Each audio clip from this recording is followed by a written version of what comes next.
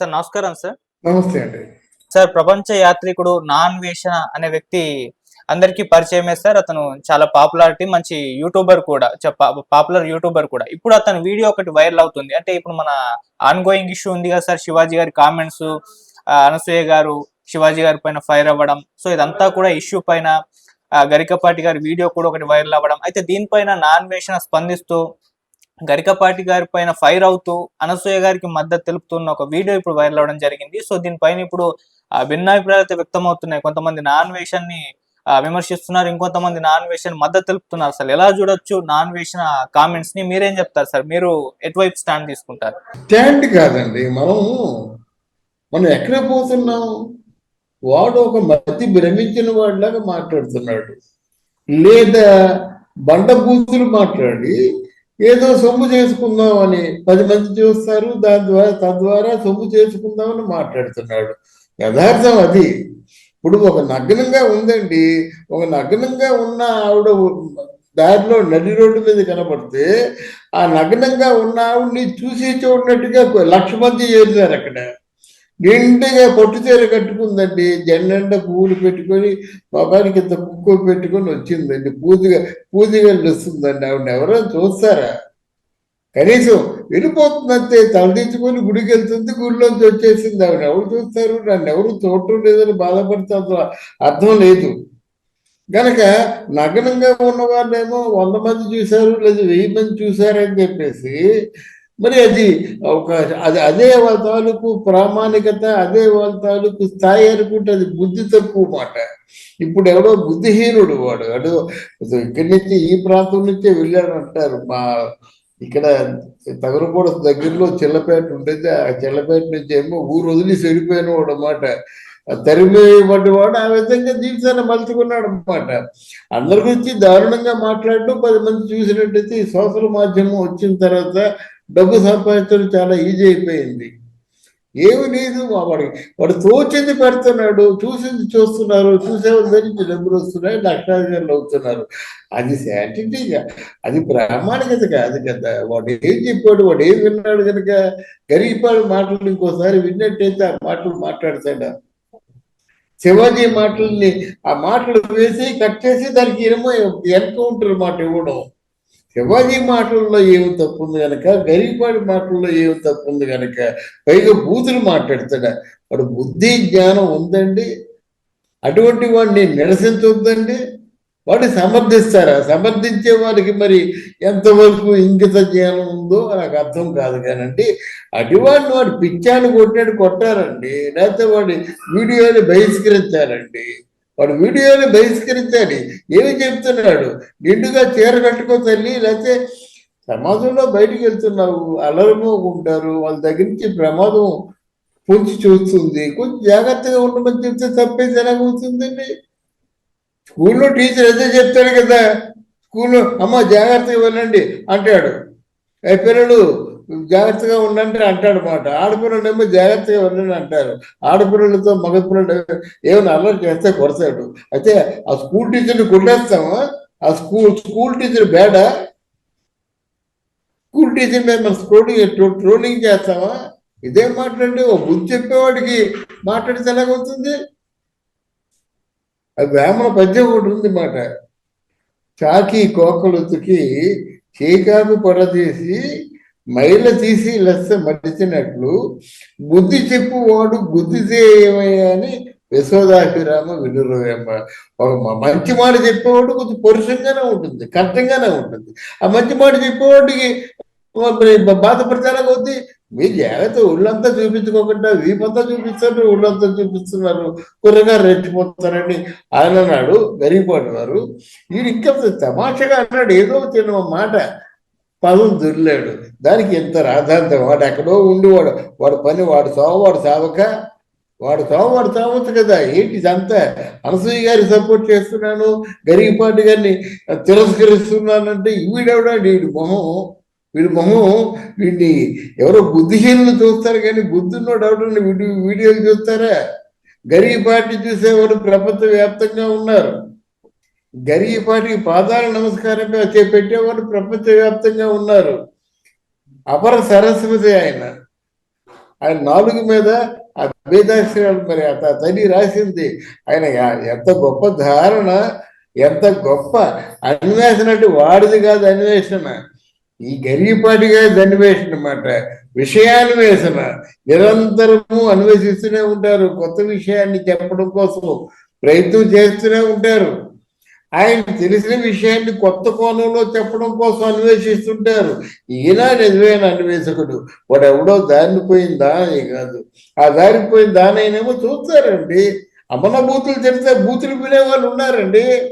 రామకృష్ణ అని చెప్పి అన్నం కాదు, ప్రవచనాలు వినేవాళ్ళు కాదు, బూతులు వినేవాళ్ళు కూడా ఉన్నారు. అదొక వర్గం, ఆ వర్గంలో చేర్చుకోవాలి. ఆ వర్గంలో చేరుతుంది అనసూయ. ఆ వర్గం వాళ్ళకే you tell me your friends అంటే అర్థం ఏంటంటే నీ స్నేహితులు ఎవరో చెప్పయ్యా, నీ గురించి నేను చెప్తాను అన్నట్టుగా. ఇప్పుడు అనసూయకి మద్దతు ఇచ్చేవాడెవడు, ఒకడెవడో దాన్ని పోయిన దాని ఈ మద్దతు ఇస్తున్నాడు అనమాట. పైగా వీడు తిడుతున్నాడు. తిట్టే హక్కు ఎవరికైనా ఉంటుందండి, నేనున్నానండి, ఎవరినైనా తిడతాను, తిట్టడానికి ఏముంది, అది నా సంస్కారం, నా సంస్కారం. తర్వాత గొంగళి పురుగుని చూసినట్టు హీనంగా చూస్తారు, దానికి మూల్యం కూడా చెల్లించుకుంటాను. తిట్టేవాడు గొప్పవాడు కాదు, భరించేవాడు గొప్ప. సంయమనంతో సంయమనం పాటించేవాడు గొప్ప అవుతాడు కదా, తిట్టేవాడు గొప్ప ఎలా కొట్టాడు. ఇప్పుడు గరిగిపాటి దానికి సమాధానం చెప్పాల్సిన అవసరం కూడా లేదు. గరిగిపాటిని చెప్పాలి, సమాధానం చెప్పకూడదు. ఆ దృష్టిలో చెప్తే తక్కువ అయిపోతాడు అనమాట. అలాగే ఇక్కడ అనసూయకి సపోర్ట్ వచ్చినంత మాత్రంలో ఆడ అన్వేషణ ఆయనకి సపోర్ట్ ఇచ్చినంత మాత్రంలో ఈ ఇష్యూ ఏదో తిరగబడిపోదండి. ఇష్యూ ఎప్పుడు అలాగే ఉంటుంది. అన్వేషణ ఏదన్నాడు, అన్నపూర్ణ అనసూయ సపోర్ట్ అన్నాడు, అయినంత మాత్రంలో అనసూయ మాట్లాడే మాటలు కరెక్ట్ అని అనలేం కదా, శివాజీ మాట్లాడే మాటలు తప్పని అనలేం కదా. శివాజీ మాటలు ఎప్పుడు రైటే, అలాగే గరిగిపాటి గారి మాటలు కూడా ఎప్పుడు రైటే. వెళ్తే నిజం అనేది ఒకేసారి మాట్లాడతారు, అది ఎన్నిసార్లు మాట్లాడినా ఆ నిజమే మాట్లాడతారు. ఇట్లాంటి అబద్ధాలు, ఇట్లాంటి బుద్ధి లేని ప్రాలాపనలు అయితే నిమిషానికి ఒకసారి మారిపోతుంటాయి అన్నమాట. ఎన్నో వంకరలు తిరుగుతాయి, ఎన్నో డైమెన్షన్స్ చోటు చేసుకుంటాయి అన్నమాట. ఈ అన్వేషణ వాడు బుద్ధి జ్ఞానం లేకుండా వెళ్ళి రోడ్డుకు వచ్చింది మాట్లాడి సొమ్ము చేసుకునేటువంటి ఒక ఏమన్నానంటే, వీళ్ళు ఈజీ మనీ కోసం అలవాటు పడి కొంతమంది బండ బూతులు మాట్లాడి వీడియోలో పెడతారండి. దాన్ని చూసేవారు ఉంటారు, బండ బూతులు వినేవారు ఉంటారు, చూసేవారు ఉంటారు. దాన్ని మనం లెక్కలో పరిగణలో తీసుకుంటామా, వాళ్ళని సమర్థిస్తామా? కనుక అటువంటి వాళ్ళని వెలివేయాలి, చూడడం మానేయాలి, చేత్కరించుకోవాలి తప్ప. వాడు ఒక మనిషేనండి, ఆ మనిషి పరిగిమాలిన నోటుకు వచ్చిందల్లా వాగే మనిషి వాడు. ఓ మనిషి అండి, మనిషి అయినట్టే గరిగిపోయి నరసింహరావు గారిని తిడతాడండి. వీడంతా వీడి స్థాయి అంతా దాన్ని పోయిన దానయ్యమాట. పిచ్చి పిచ్చి మాట్లాడుకుంటూ సొమ్ము చేసుకుంటున్నాడు అన్నమాట తెలివిగా. జనాల్ని ఫూల్స్ చేస్తున్నారు, జనాలు ఫూల్స్ అవుతున్నారు. మరి జనాలు ఫూల్స్ అవ్వకుండా ఉండే ప్రయత్నమే చేయాలన్నమాట. ఆ ప్రయత్నం చేసేవాళ్ళే ప్రవచనం చెప్పేవాళ్ళు. కానీ ఎవరైనా ఇది కాదు, మీరు నిజాయితీగా ఉండాలి, నిజాన్ని గ్రహించాలి అని ఏదో సద్బుద్ధి చెప్తే తప్ప మీరంటే వాళ్ళకి శత్రువులు కాదు కదా. అనసూయ గరిగిపాటి నరసింహరావు గారి శత్రువు, అనసూయని దృష్టిలో పెట్టుకుని ఆయన చెప్పలేదు కదా. అనసూయకి గరిగిపాటి నరసింహరావుకి సంబంధం లేదు, ఆయన చెప్పింది జనరల్గా చెప్పాడు. వస్తే మొత్తం ప్రపంచంలో ఉన్న మొత్తం శ్రీమూర్తులు అందరూ తిరగబడాలి, లేదా ప్రపంచంలో ఉన్నటువంటి శ్రీమూర్తులు కొంచెం బుద్ధి తెచ్చుకొని వాళ్ళు మార్చుకోవాలి, వాళ్ళు సంస్కరించుకోవాలి, వాళ్ళు తీర్చిదిద్దుకోవాలన్నమాట. అంతేగాని అనసూయ ఎందుకు గంధం రాసుకోవడం, వాడవడండి అనసూయ సపోర్ట్ చేయడం కోసం అంటే ఇటువంటి వీడియోస్ వాళ్ళు పంపిస్తుంది కదా. ఆ వీడియోస్ని కూడా మనం సొమ్ము చేసుకోవచ్చు. ఏదో కుటిలమైన ఆలోచన తప్ప వాటికి సజావుగా నిజంగా సాగే ఆలోచన కాదు అది. మరి ఆయన సపోర్ట్ చేసేవారు కొంతమంది ఉంటారండి, కొంతమంది ఉంటారు. ఎందుకంటే అలా పోతూ ఒక రాయి పడేస్తారన్నమాట. అంతే తప్ప వాళ్ళు నిలబడతారా? నిలబడరు. అన్వేషణ సపోర్ట్ చేసేవాడు ఎంతమంది నిలబడతారు? ఇప్పుడు అనసూయ సపోర్ట్ చేసేవాళ్ళు ఎంతమంది సమయం ఇచ్చినట్టయితే నిలబడతారా? రేపు ఏదో సందర్భం వచ్చింది, అనసూయని అరెస్ట్ చేస్తారు. లేదు, అనసూయని అరెస్ట్ చేయొద్దు, మమ్మల్ని ముందు అరెస్ట్ చేయండి అనేవారు ఒక్కరున్నారా?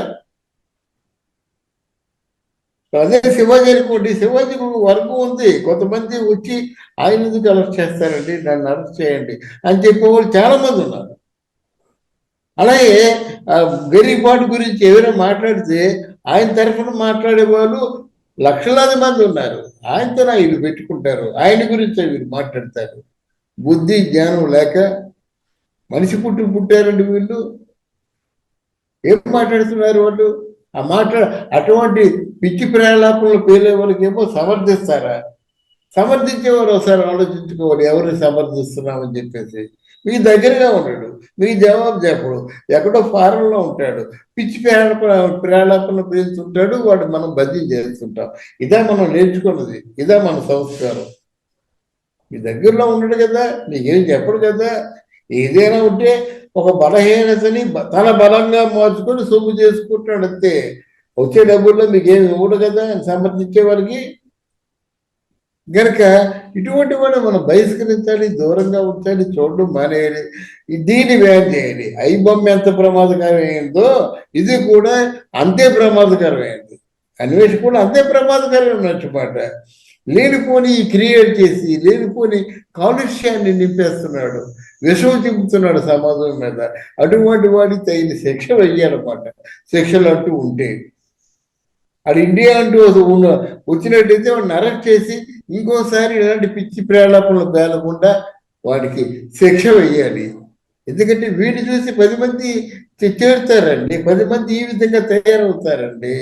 మొత్తం అంతా కలుషితం అయిపోతుంది, మొత్తం అంతా విషం ఇమ్ముతారు, మనుషులు విషపూరితం అయిపోతారు అన్నమాట. అటువంటి ఆలోచనలు రావడం కూడా మనుషుడికి మంచిది కాదు. ఎందుకంటే నేను వాళ్ళ గురించి ఎంత జుగుప్సాకరమైన కామెంట్లు ఎక్కడ చూడలేదు. అనసూయని వెనకేసుకొచ్చి అనసూయని పొగుడుతూ గరీపాటి నరసింహరావు గారిని తిడుతున్నాడు అంటే వాడు ఎంతటి దౌర్భాగ్యుడో మరి చెప్పవలసిన అవసరం లేదు. Right sir, thank you so much sir. Thank you అమ్మా.